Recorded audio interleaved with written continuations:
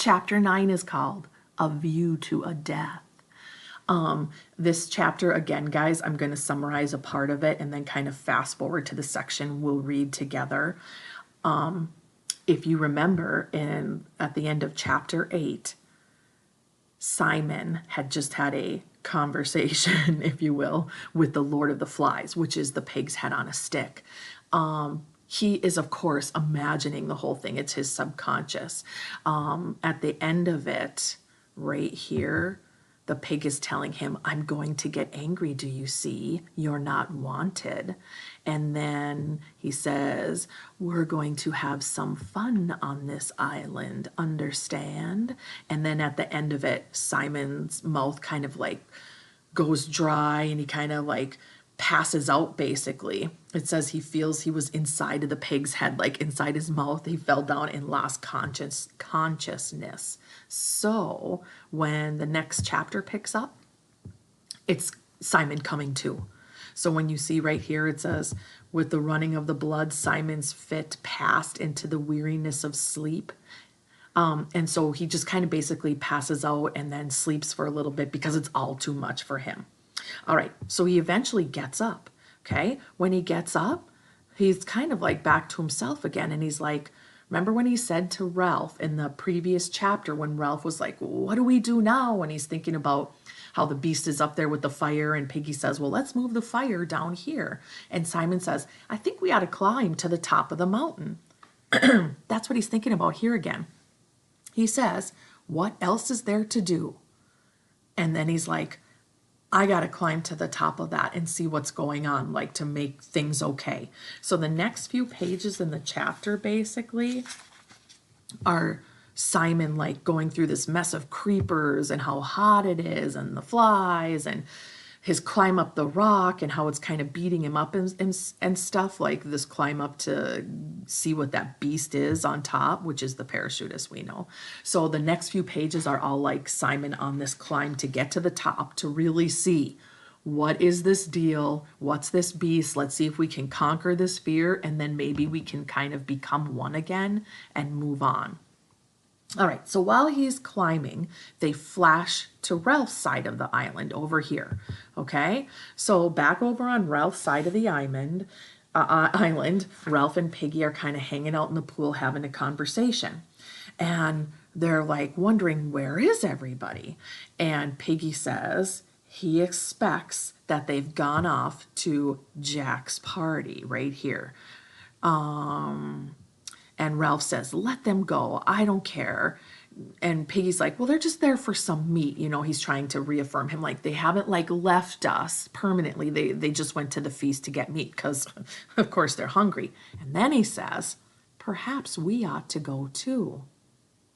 And then they kind of look at each other and blush a little bit. But they're like, yeah, just to make sure everything is okay. And, of course, they want to eat, right? And so they're like, yeah, let's head over there. Okay.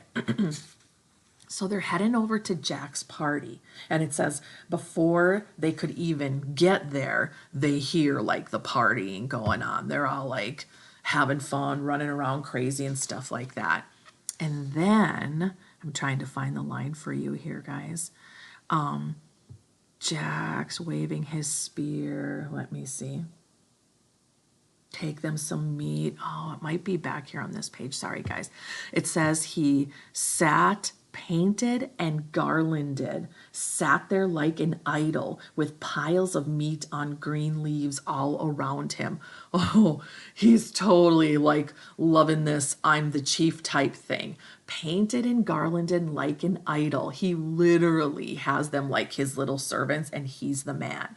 He waves his spear when he sees Piggy and Ralph coming to his little underlings, and he's like, take them some meat. And then he starts yelling at everyone, has everyone eaten as much as they want? No one responds, and he's like, I said, has everyone eaten as much as they want? And it says his tone conveyed a warning, meaning you answering you are done even if you say you're not. Okay, and so he's like ready to move on, and when he's ready to move on, they better be. All right, so what he says is, who is ready to join my tribe? Okay, now Of course, Ralph and Piggy aren't going to answer, right? So he's like, I gave you meat and you're over here eating. And Ralph and Piggy kind of go crimson, like blushing with embarrassment a little bit. And he's like, I said, who'll join my tribe? And Ralph is like, listen, I'm going to go blow the conch. Remember the symbol of who's in charge? And Jack's response right here, we shan't hear it. That's it, right? Now the shell, the conch, has no power over them when you're on Jack's side of the island. So there goes your organization, right? Out the window. Piggy feels the vibe here. It says, Piggy, touch Ralph's wrist. Come away. There's going to be trouble, and we've had our meat. Okay? But Ralph isn't content yet. He's like trying to convince them. He wants to bring the group back together. So he's like, so there's going to be a storm tonight because they're feeling the rain and the thunder coming. And he's like, we'll have rain like when we arrived here. Where are your shelters? What are you going to do about that? So he's trying to like go back to the fear that they might have. Okay. And like, convince them through fear. All right. And here's Jack's response right here. Jack's like, he doesn't respond really. He just yells to the kids, do our dance. Come on, dance. And so he gives them the order. That's the kill the pigs bill. They're like, that's how he's sidetracking them. So he's not going to rationalize and make sense and respond to Ralph. He's going to sidetrack them with something else. So they start doing this dance. Okay. This is where we're going to pick up reading right here, guys, where it says he ran stumbling through the thick sand. He ran stumbling through the thick sand to the open space of rock beyond the fire. Between the flashes of lightning, the air was dark and terrible, and the voice followed him clamorously. Roger became the pig, grunting and charging at Jack, who sidestepped. The hunters took their spears, the cook took spits, and the rest clubs of firewood. A circling movement developed and a chant. Roger mimed the terror of the pig. The little ones ran and jumped on the outside of the circle. Piggy and Ralph, under the threat of the sky, found themselves eager to take a place in this demented but partly secure society. They were glad to touch the brown backs of the fence that hemmed in the terror and made it governable. So even Ralph and Piggy are taken in with this dance and fun because it makes them feel like they're all one again. So even they join in right now, okay? Kill the beast, cut his throat, spill his blood. The movement became regular while the chant lost its superficial excitement and began to beat like a steady pulse. Roger ceased to be a pig and became a hunter so that the center of the ring yawned emptily. Some of the little ones started a ring on their own, and the complementary circles went round and round as though repetition would achieve safety of itself. There was the throb and stamp of a single organism. Remember last time they did that hunt, you guys? And they were like, oh, next time we should use a little one. You know they get carried away when they do these circles pretending they're like on a pig hunt and one of them's the pig. Right now, the one who was pretending to be the pig is no longer, so there's a big empty hole in the middle of the circle where the pig's supposed to be. The dark sky was shattered by a blue-white scar. An instant later, the noise was on them like the blow of a gigantic whip. The chant rose a tone in agony. Kill the beast, cut his throat, spill his blood. Now, out of the terror, rose another desire, thick, urgent, blind. Kill the beast, cut his throat, spill his blood. And the blue-white scar jagged above them, and the sulphurous explosion beat down. The little ones screamed and blundered about, fleeing from the edge of the forest, and one of them broke the ring of Biggins in his terror. Him! Him! The circle became a horseshoe. A thing was crawling out of the forest. It came darkly, uncertainly. The shrill screaming that rose before the beast was like a pain. The beast stumbled into the horseshoe. Kill the beast, cut his throat, spill his blood.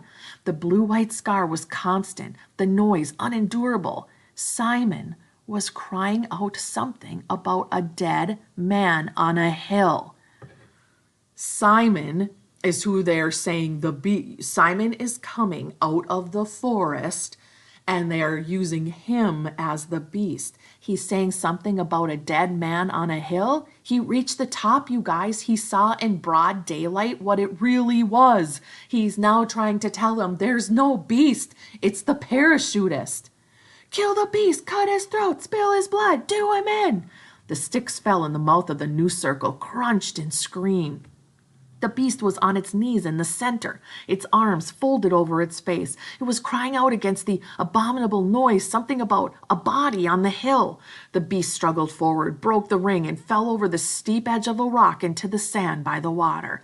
At once the crowd surged after it, poured down the rock, leapt onto the beast, screamed, struck, bit, tore. There were no words, no movements, but the tearing of teeth and claws. Then the clouds opened up and let down the rain like a waterfall. The water bounded from the mountaintop, tore leaves and branches from the tree, poured like a cold shower over the struggling heap on the sand. Presently the heap broke up and figures staggered away.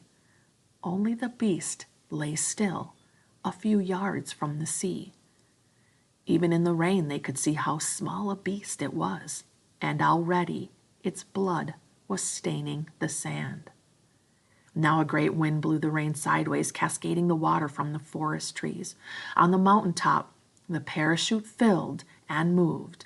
The figure slid, rose to its feet, spun, swayed down through a vastness of wet air, and trod with ungainly feet the tops of the high trees. Falling, still falling, it sank toward the beach, and the boys rushed screaming into the darkness.